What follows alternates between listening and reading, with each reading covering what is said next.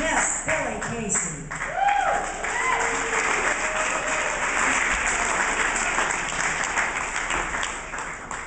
That's not true. In Peoria, they just call me a big whore, but that is.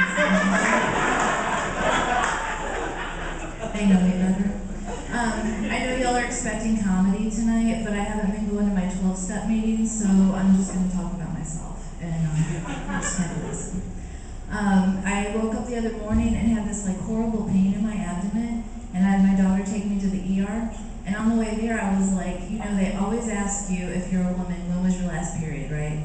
So I wanted to be prepared, so I'm like, okay, I'm pretty sure it was after I fucked that ugly girl's husband, but before I fucked that stupid girl's boyfriend. And I know, right? And my daughter was like, I think your problem is karma, and they can't cure that. She was right, they can't cure it, but they can dull the pain of it with Vicodin, so that's pretty cool. I didn't go to the ER that day believing in miracles, but something happened that changed my mind. The guy came in, they couldn't figure out exactly what was going on, and he was like, just to check, we're gonna do a panel of STD tests. And I'm like, okay, right? Came back, they were all negative. I know, I mean, it's not the Virgin Mary's face and toast, but miraculous. I had kind of a humbling experience the other night. I was at the comedy club in Peoria hanging out after the show, and I was getting ready to leave, and I caught like a glimpse of myself in the mirror on the way out, and I was like, oh my God, I have got great tits. Right?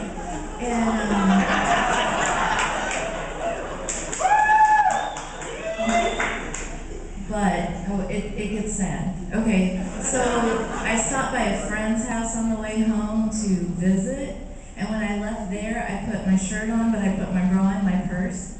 So I get home and I get another glimpse of myself in the mirror, and I realize I do not have great tits. I have a great bra.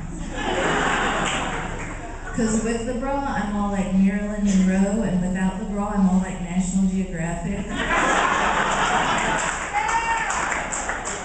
It was sad. A couple weeks ago, I was out of town doing a comedy show, and there was a guy working there that was like tall, good-looking, smart, and I was like, I have this little voice in my head that represents sanity, and it's just like going, don't act like you're a slut, don't act like you're a slut. But I realized really quickly that it takes like twice as many muscles to say no as it does to say yes. Right? Because you got to use the ones to form the word, and you got to use the ones to keep your legs together. And,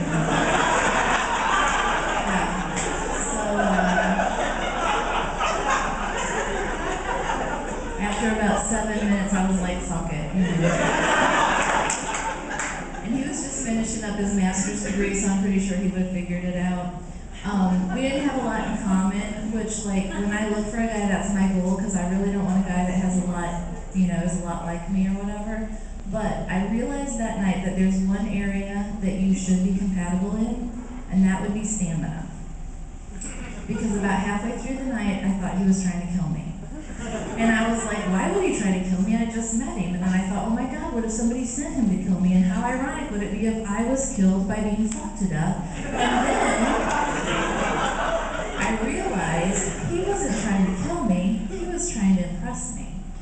And I thought, baby, you've already impressed me. You got my name right twice. Towards the end, I think he probably thought that I wasn't even that into it, but it wasn't that. I just had this one thought going through my head over and over. I was just like, oh my God, please get me dressed before you call the coroner. Please get me dressed before you call the coroner. Afterwards, we're laying there talking, and he looked at me and he was like, I can't believe you're single. And that little voice said, just say thank you. Just say thank you. But instead, I spent 20 minutes explaining exactly why I was single.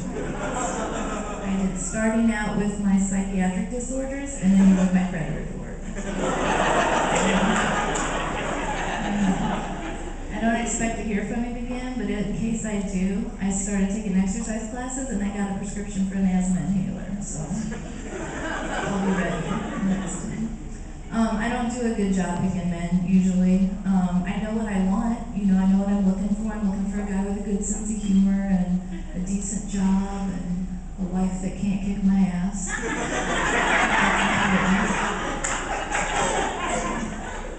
I know that that my favorite form of foreplay should not be distracting your girlfriend. I know that's not nice. I'm trying.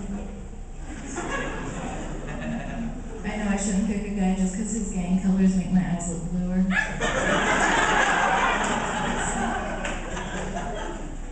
I've dated like different colored guys, and the whole like once you go black you never go back. I don't really agree with that. I've been back and forth with it forever. But after a recent vibrator purchase, I'm pretty sure that once you go purple and dual speed, you're not going back.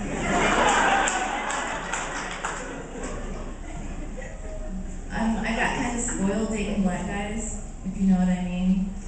But I agreed to go out with a white guy not too long ago because he assured me that he was black from the waist down. Right? Turns out, he just had $200 sneakers and an ankle monitoring device.